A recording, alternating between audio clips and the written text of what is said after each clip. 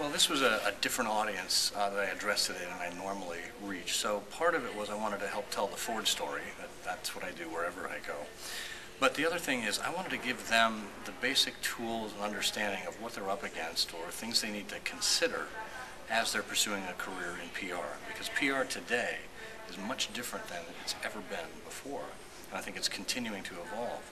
And part of that is we're evolving at the speed of technology, and a lot of them have a good handle on some of this stuff. They're going to help old guys like me learn how to do things. So it's going to be a real collaboration. I wanted to prepare them for that.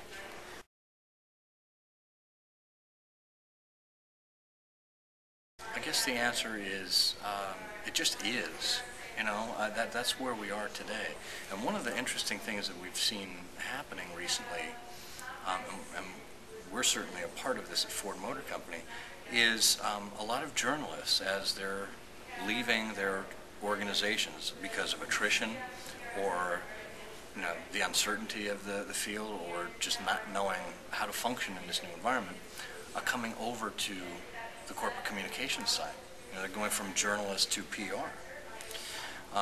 Really interesting, and to me that's a competitive strength for an organization that does that, because already now you've got people in-house who are thinking the way journalists think, and that makes story pitching and crafting your message and sharing your content a heck of a lot easier. I think there's going to be a lot more things consumed digitally that are not right now. I think we've already seen the Detroit Free Press come up with a digital edition and to cut down its home delivery. I think they're grappling with reality, okay? And this is a market that may be a little more pinched than other metropolitan areas, but I think it symbolizes the potential of what's to come. Consuming of more films and television shows online. The fact that NBC bought Comcast, the fact that they own Hulu.com, I think those are all indicators as to where this is going. So we're going to see more and more digital content. Being a strong writer is important. That's whether you're writing a 1,500-word blog post or whether you're writing a 140-character message on Twitter. You need to be able to express your ideas effectively.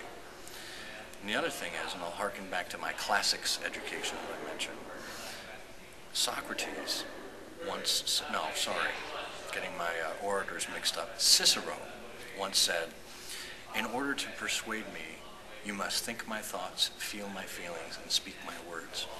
And that's true today more than ever. If you want to get somebody's attention and know what motivates them, you need to be able to convey your message in a similar way. So I think the skilled PR and social media tactician or strategist will be one that has those kinds of skill sets.